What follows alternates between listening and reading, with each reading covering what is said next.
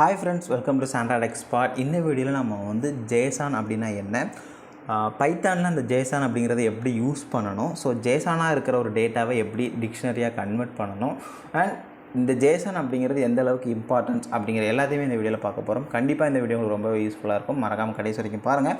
அதுக்கு முன்னாடி நீங்கள் நம்ம சேனலை சப்ஸ்கிரைப் பண்ணலைன்னா இப்போவே சப்ஸ்கிரைப் பண்ணி பக்கத்தில் பெல் ஐக்கனையும் கிளிக் பண்ணிடுங்க. அப்படி அந்த நம்ம போகிற ஒவ்வொரு வீடியோட அப்டேட்டும் உங்களுக்கு வந்துகிட்டே இருக்கும். ஸோ இந்த JSON அப்படிங்கிறது என்ன அப்படின்னு சொல்லி பார்த்தீங்க அப்படின்னா, ஒரு ஃபார்மேட்டிங் இல்லைனா ஒரு டேட்டா ஃபார்மேட்டிங் இல்லைனா ஒரு ப்ரோட்டோடைப் அப்படின்னு சொல்லலாம். லைக் ஒரு டேட்டா எப்படி இருக்கணும் அப்படிங்கிற ஒரு ஃபார்மேட்டிங் தான் இந்த JSON நம்ம வந்து அப்படி சொல்லலாம்.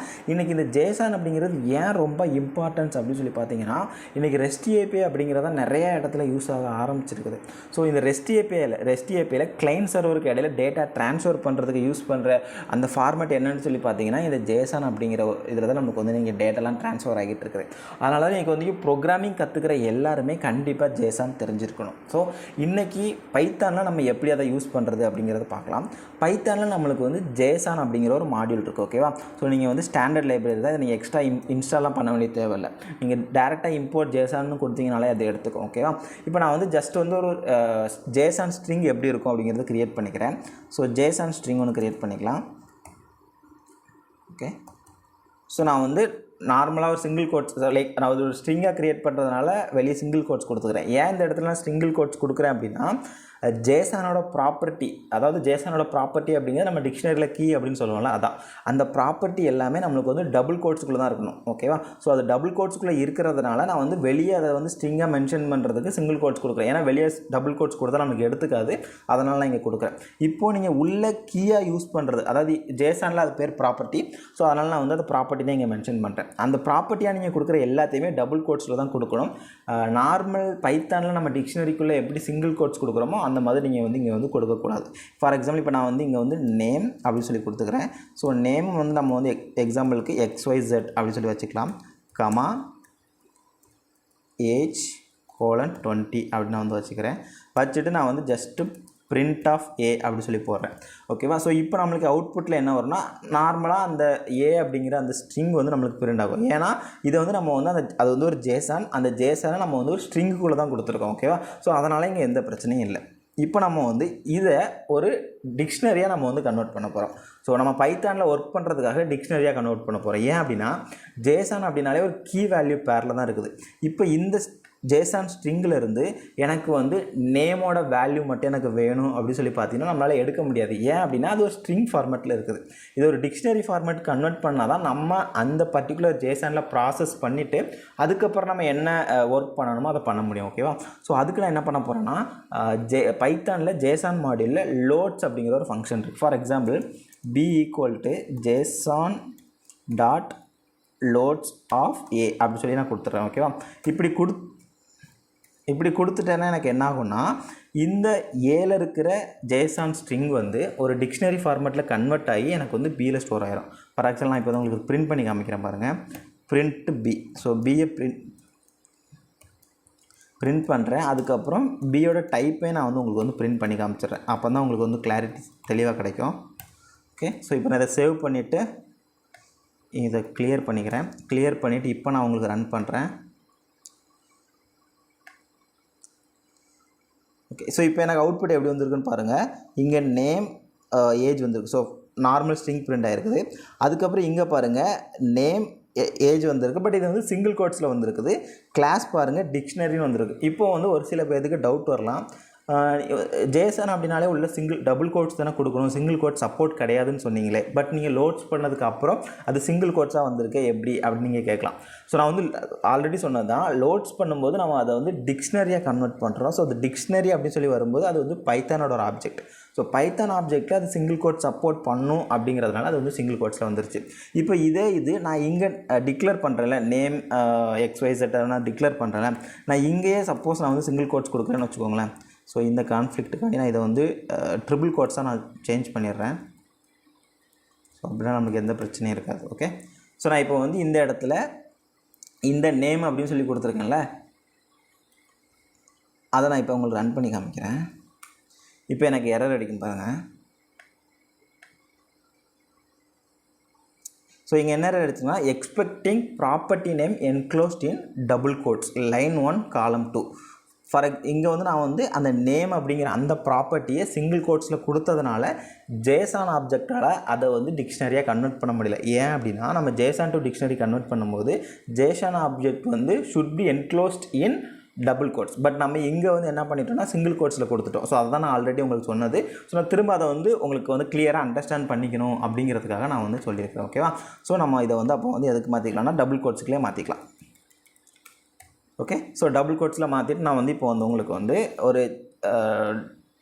ஒரு ஸ்ட்ரிங் ஒரு JSON ஸ்ட்ரிங்காக இருந்ததை நம்ம வந்து டிக்ஷனரியாக மாற்றிட்டோம். இதுக்கப்புறம் நீங்கள் வந்து நார்மலாக இந்த B அப்படிங்கிறதுல இருந்து உங்களுக்கு என்ன ஆப்ரேஷன் பண்ணணும், இல்லை லைக் ஒரு ஃபார் எக்ஸாம்பிள் இப்போ நான் வந்து பிரிண்ட் ஆஃப் இந்த B அப்படிங்கிற டிக்ஷனரியில் இருக்கிற நேமை மட்டும் நான் பிரிண்ட் பண்ண போகிறேன் அப்படின்னா நீங்கள் வந்து டேரெக்டாக B ஆஃப் நேம்னு நீங்கள் கொடுத்தாலே போதும். ஓகேவா? ஸோ நான் இப்போ வந்து இதை கிளியர் பண்ணிவிட்டு உங்களுக்கு ரன் பண்ணி காமிக்கிறேன்.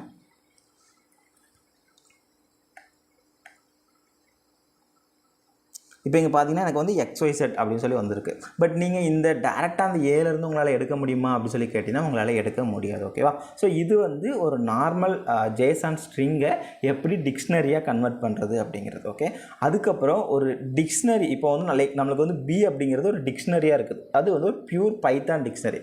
அந்த பைத்தான் டிக்ஷனரியை எப்படி நம்ம வந்து ஒரு JSON ஸ்ட்ரிங்காக கன்வெர்ட் பண்ணலாம் அப்படிங்கிறத பார்க்கலாம். ஸோ அதுக்கு நீங்கள் என்ன பண்ணணும்னா C = JSON டாட் டம்ப்ஸ்னு ஒரு ஃபங்க்ஷன் இருக்கும். ஓகேவா? ஆல்ரெடி நான் சொன்னேன் அதுதான். அந்த டம்ப்ஸுக்கு நீங்கள் இன்புட்டாக அதை கொடுத்தீங்கன்னா அது திரும்ப உங்களுக்கு வந்து என்ன டைப்புக்கு கன்வெர்ட் பண்ணிடுறோன்னா நம்ம ஆல்ரெடி இன்புட்டாக ஒன்று கொடுத்தோம்ல அதே டைப்புக்கு கன்வெர்ட் பண்ணிடுறேன். ஃபார் எக்ஸாம்பிள் பாருங்கள், பிரிண்ட் C கொடுத்துட்றேன். தேவையில்லாததெல்லாம் இப்போ இங்கே கமெண்ட் பண்ணி விட்டுறேன். இப்போ இதில் இங்கே வந்து இது தேவையில்லை. அதுக்கப்புறம் இதோட டைப்பையும் உங்களுக்கு வந்து பிரிண்ட் பண்ணி காமிச்சிடுறேன். Print type of C. So இப்போ நான் இதை ரன் பண்ணுறேன் உங்களுக்கு.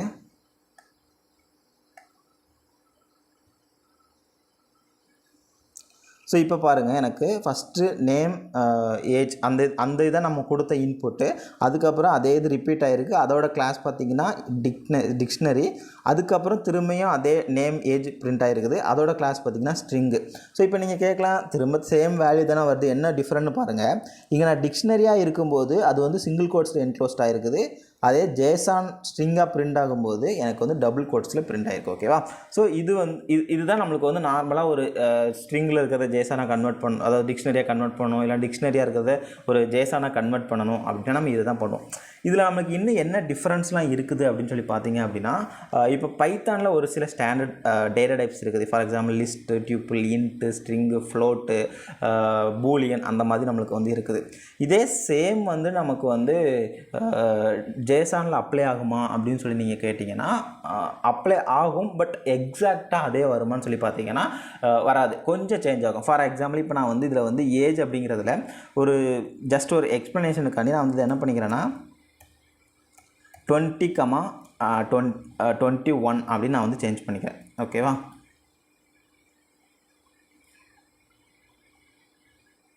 இல்லை நம்ம என்ன பண்ணலான்னா இதை வந்து நான் இது எல்லாத்தையுமே டெலீட் பண்ணிடுறேன்.